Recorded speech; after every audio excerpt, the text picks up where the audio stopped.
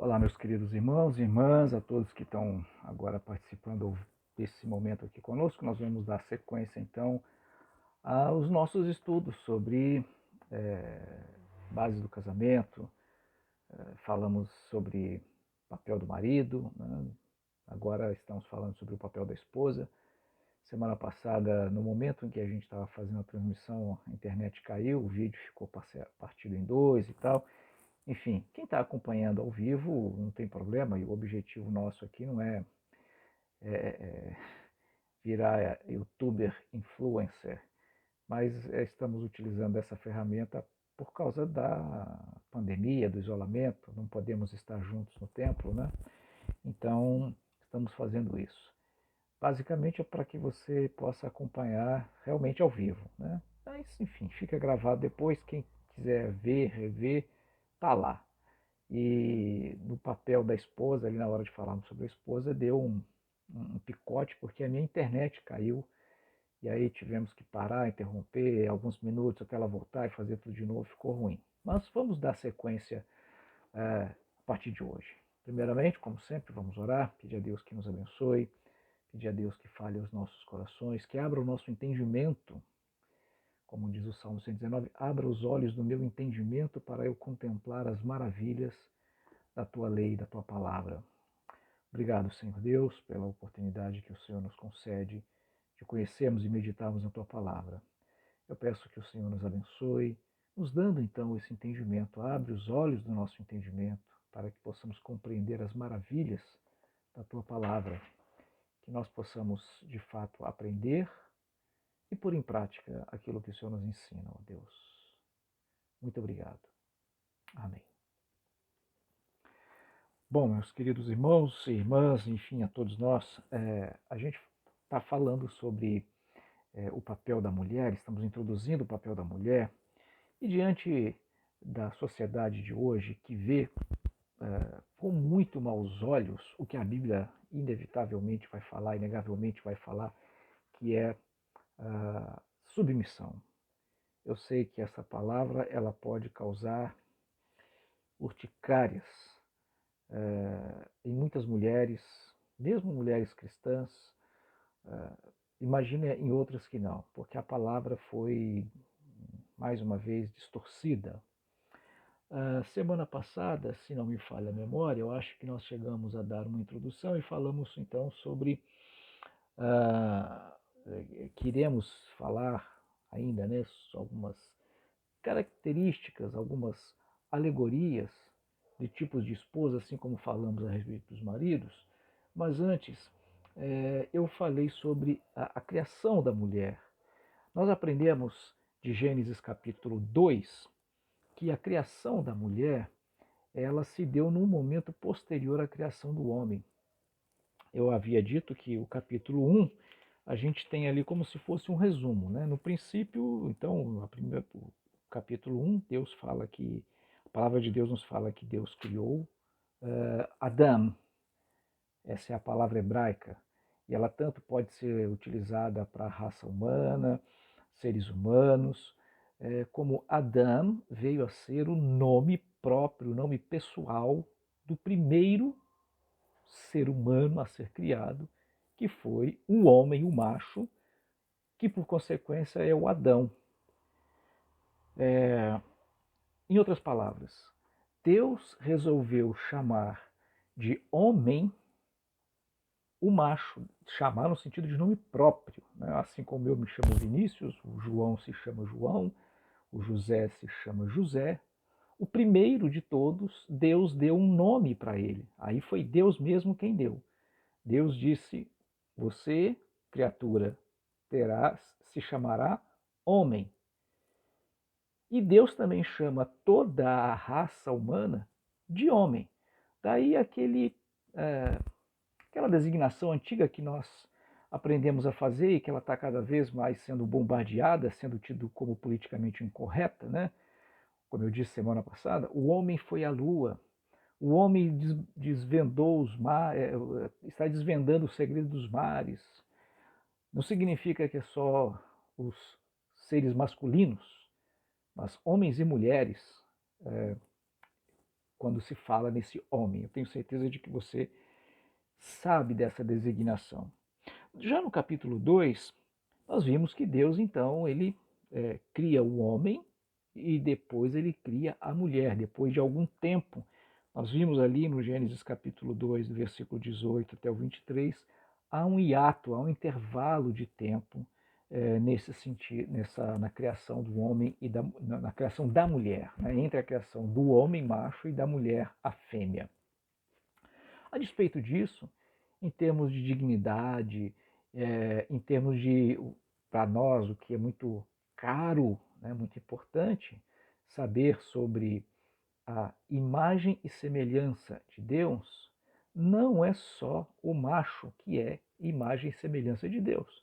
A mulher também é, a fêmea também é imagem e semelhança de Deus. Mas o que nós vimos então é que o texto, a partir do versículo 21, disse: Senhor fez cair um pesado sono sobre o homem e este adormeceu. Tomou-lhe então das costelas, tomou então uma das costelas e fechou a carne em seu lugar. E da costela que o Senhor Deus havia tomado, formou a mulher e trouxe ao homem. Então disse o homem: Esta é agora o osso dos meus ossos e carne da minha carne. Ela será chamada mulher, porquanto do homem foi tomada. Veja que, apesar do versículo 22 já dizer que Deus criou a mulher e trouxe ao homem, essa conclusão aqui de que o que Deus havia criado era uma mulher foi uma conclusão que o autor de Gênesis é Moisés, né? Então foi uma conclusão que Moisés chegou, ou uma conclusão não, Moisés usa esse termo, né?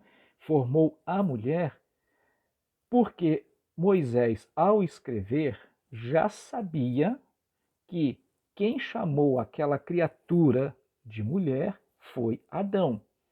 Porque o versículo 23 está dizendo isso, né? Ó, osso dos meus ossos, carne da minha carne, será chamada mulher. Então, Adão que deu nome à mulher de mulher. Adão que designou aquele ser de mulher.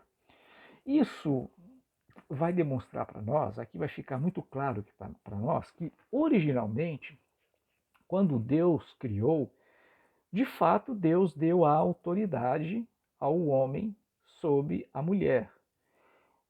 E aí, consequência lógica, a mulher está submissa, está debaixo da missão, né, está submissa à missão do marido, do esposo, enfim. Né? Nesse sentido aqui, muito.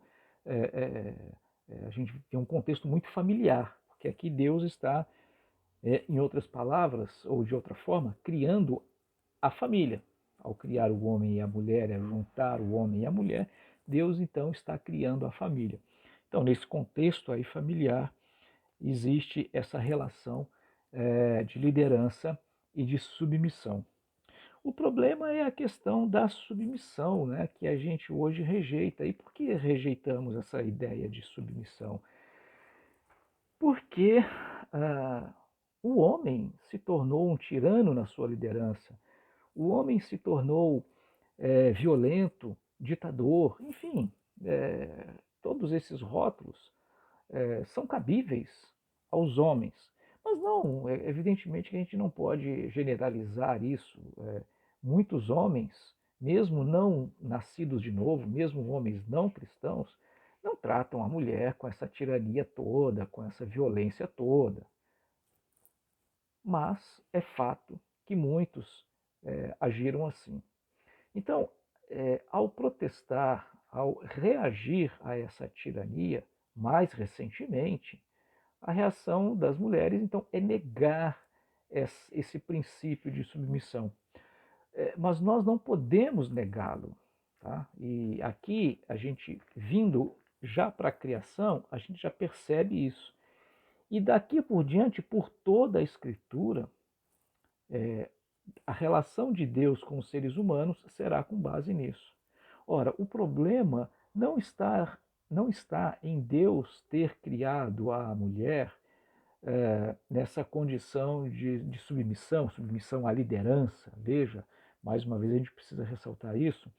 O problema está no que o homem e a própria mulher reagiram e passaram a fazer e passaram a agir após a queda, especialmente após a queda, as coisas erradas que eles passaram a fazer, né? Atitudes erradas que eles passaram a ter.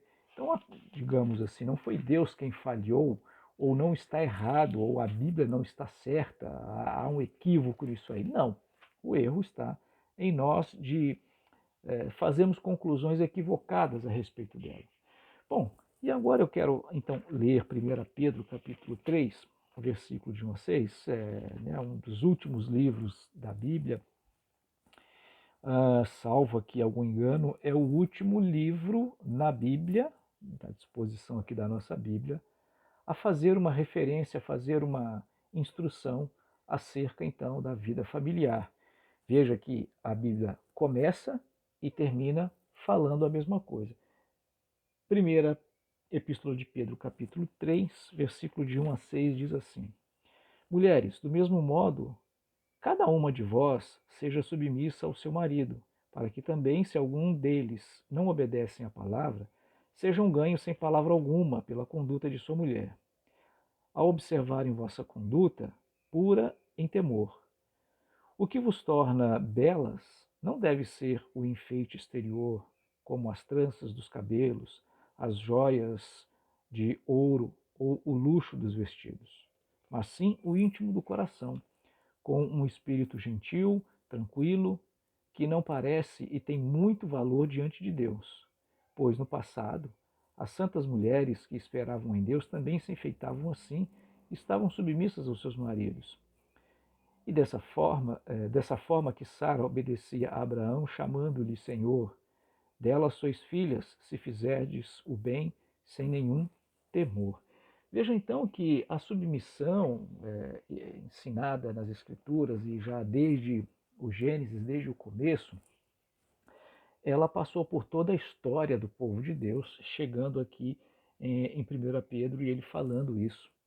Então, essa uma outra característica que a gente precisa é, deixar muito claro hoje, ou uma definição que nós precisamos deixar muito claro nos dias de hoje, é que a ideia de submissão não é essa ideia de ser, digamos assim, ser um capacho, de ser alguém que não tem nenhum tipo de autonomia, nenhum tipo de vontade, nada disso. Essa submissão, principalmente, ela deve ser uma submissão, a exemplo da submissão de Cristo, voluntária. Veja que, novamente, tudo aponta para Cristo. Da mesma maneira como quando a Bíblia diz para os homens amarem as esposas, como Cristo amou a igreja, ou seja, com amor sacrificial, Jesus Cristo se humilhou, Jesus Cristo se deixou ser agredido, sofreu por amor à igreja, ele demonstrou nas suas atitudes que amava ou que ama a igreja. Assim também deve ser o homem, demonstrando com as suas atitudes, com o seu sacrifício, como é que ele ama a sua esposa. Então, igualmente as mulheres devem ser, a exemplo de Cristo, que se submeteu o quê? Se submeteu à vontade do Pai. Jesus Cristo, ele é, em essência, em substância, igual ao Pai. Ele é tão poderoso quanto o Pai, tão eterno quanto o Pai, tão onipotente, tão onipresente, tão onisciente como o Pai. Quando a Bíblia diz que Deus criou macho e fêmea à imagem e semelhança, significa que o homem e a mulher, eles são da mesma substância, são iguais em dignidade, em honra, é, em direitos, sem distinção nenhuma. Nesse sentido, homem e mulher estão ali emparelhados, sem nenhuma distinção. Somos imagem e semelhança de Deus. Somos imagem e semelhança da divindade. Da mesma forma que o Pai tem todos os atributos da divindade, Jesus tem todos os atributos da divindade. Então, são iguais, mas Jesus se submete à vontade do Pai. O Pai pediu que ele sofresse, que ele morresse, que ele se sacrificasse, deixasse ser é, é, torturado por amor a nós. Jesus se submete voluntariamente à vontade do Pai. A frase clássica, ou o momento, o ápice dessa submissão é quando ele diz, ele ora e pede, né, e fala, se possível passa de mim este cálice, contudo não seja o que eu quero, mas sim o que tu queres. Ele diz isso porque o sofrimento seria terrível, mas ainda assim ele se submete à vontade do Pai.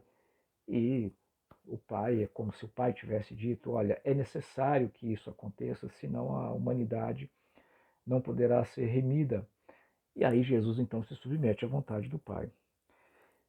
É desse tipo de submissão voluntária que a palavra de Deus está dizendo. E o apóstolo Pedro então vai concluindo aqui para nós com essas instruções, que essa beleza da submissão vale mais do que qualquer beleza exterior que a gente possa ter. Por isso é que nós aprendemos que a nossa submissão deve ser igualmente a submissão a Jesus Cristo, né?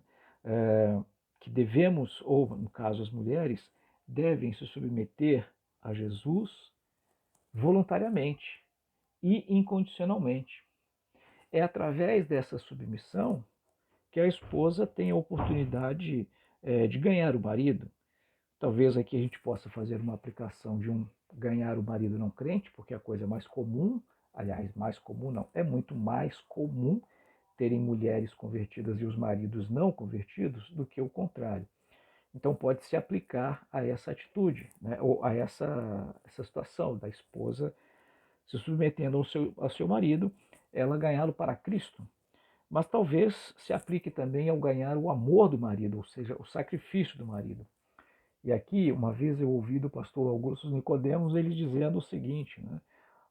É fácil para o marido amar sacrificialmente, se sacrificar a uma esposa que se submete a ele. E por outro lado, é muito fácil uma mulher se submeter à liderança de um marido que a ama sacrificialmente. Você percebe essa troca entre maridos e esposas? Aí é uma troca dentro da perspectiva cristã, não uma troca egoísta, né? Faz o bem para mim que eu faço o bem para você.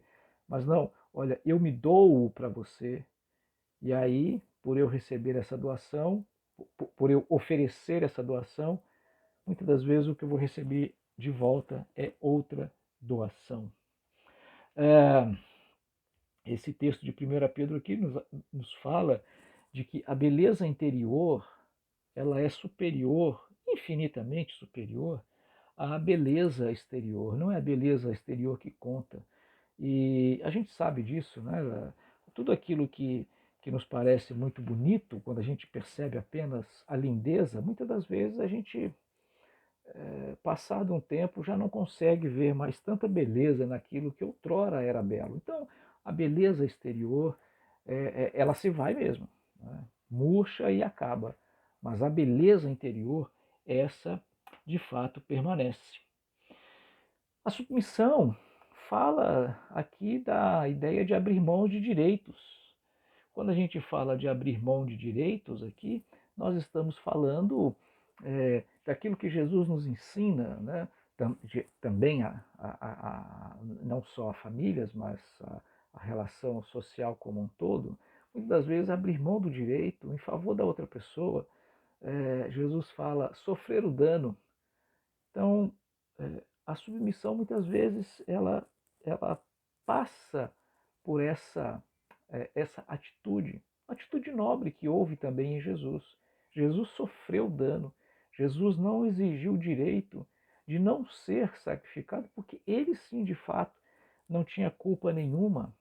É essa perspectiva da submissão que a palavra de Deus está nos dizendo.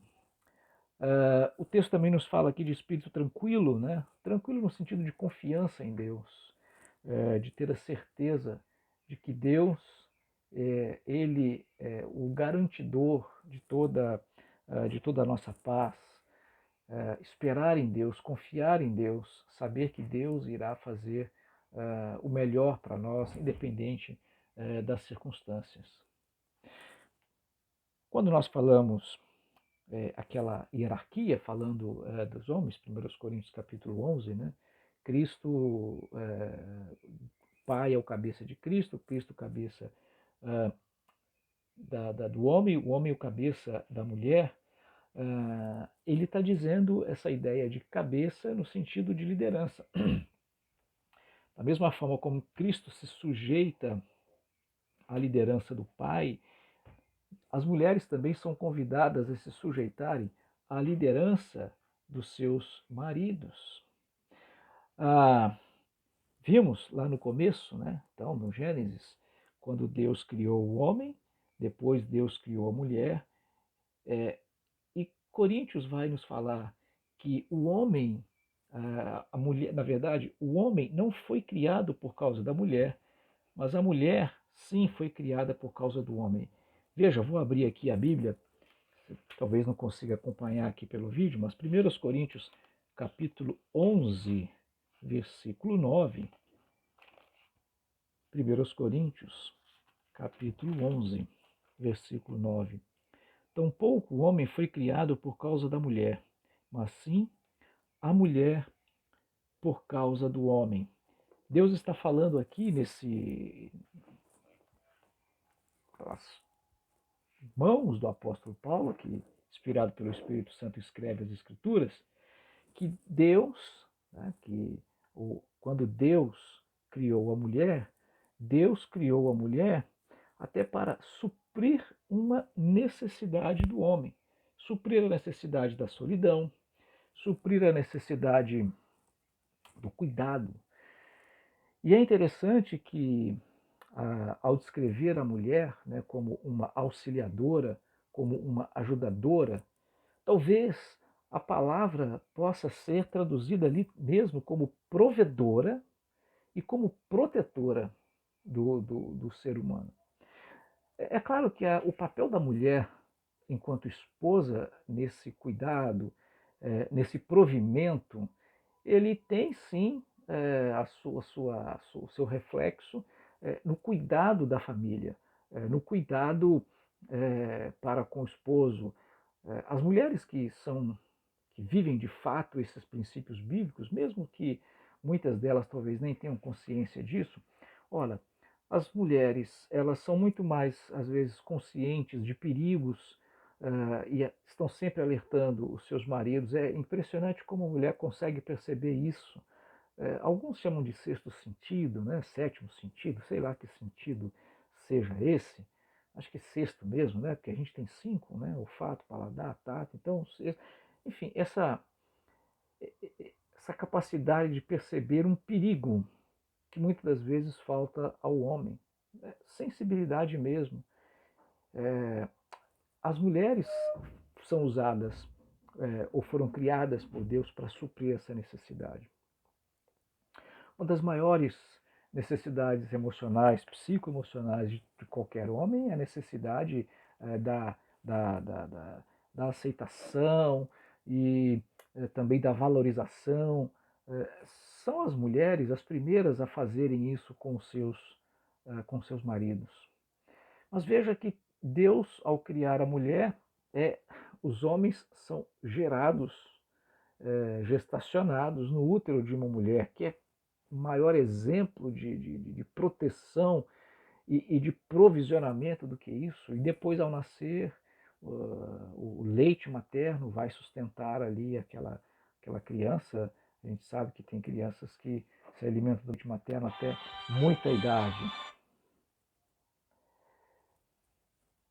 Falha técnica nossa aqui, né? De pequena falha técnica aí, não estava no modo avião aqui a gravação. Bom,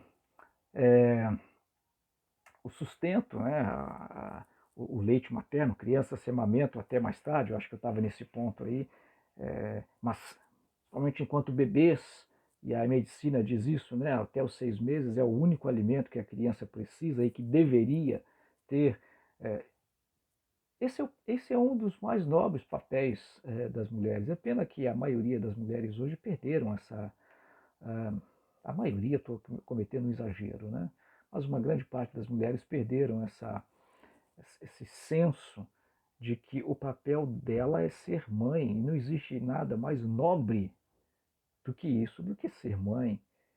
Porque quando Deus diz que a mulher seria ajudadora, auxiliadora, como está lá em Gênesis, Deus estava falando ali que a mulher desempenharia para o homem um papel muito semelhante ao que o próprio Deus realiza.